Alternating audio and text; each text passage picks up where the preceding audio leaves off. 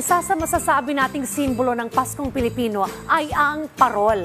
Pagpatak pa lamang ng Burmans ay nagkalat na mga palamuting pailaw na ito sa mga kalsada at sa ating mga tahanan. Pero bago pa man magkaroon ng liwanag ang isang parol ay ilang oras muna ang ginugugol para mabuo ito. Panoorin po natin ito. Ang Pasko sa Pilipinas ay isang makulay at masayang pagdiriwang na puno ng pag-asa.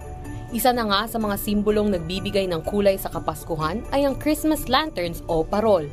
Dahil ito ay hindi lamang dekorasyon, kundi nagdadala din ito ng liwanag at kahulugan sa bawat tahanan. Sa loob nga ng ilang taon, isa ang lantern store na matatagpuan sa Granada Street, Barangay Valencia, Quezon City, sa nagbibigay kulay at makikintab na parol sa ating mga Pasko at lahat ng kanilang produkto ay sila mismo ang nagdisenyo. Pero syempre isa din sa may malaking papel sa likod nito ay ang mga gumagawa ng parol dahil sa bawat pagpili ng materyales hanggang sa pag-assemble, ipinapakita nila ang kanilang dedikasyon upang magbigay ng makabuluhang Pasko sa mga Pilipino. Simula binata pa lang ako, ito na yung hanap buhay ko. Simula kinuha ko ng amo ko, dito ko na nabuhay yung pamilya ko sa paggawa ng parol. Sa akin, ang paggawa ko sa isang araw, mga 15 na parol. Depende sa size.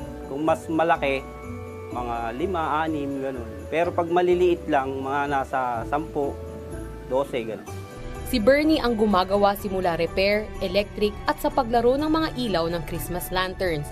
Kaya naman hindi maiiwasan ang mga hamon dulot nito. Mahirap. Sa una, puputokan ka ng parol. Magugulat ka, siyempre. Tapos, pag hindi mo pa ganong kabisado, paulit-ulit na yung gagawin mo. Pero sa kabila ng pagsubok, hindi maikakaila na may kapalit itong saya dahil ang mga ginagawa nilang parol ay nakakaabot na sa iba't ibang bansa, malls at sa bahay ng mga artista.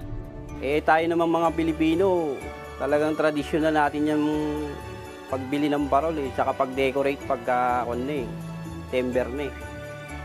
Hindi na mawawala sa atin yung parol kasi diyan tayo nagiging masaya. Sa kabila ng modernisasyon at teknolohiya, nananatiling buhay at makabuluhan ang tradisyon ng paggawa ng mga parol. Ito ang nagpapakita ng pagmamahal natin sa ating kultura at kahalagahan ng pananampalataya sa Diyos.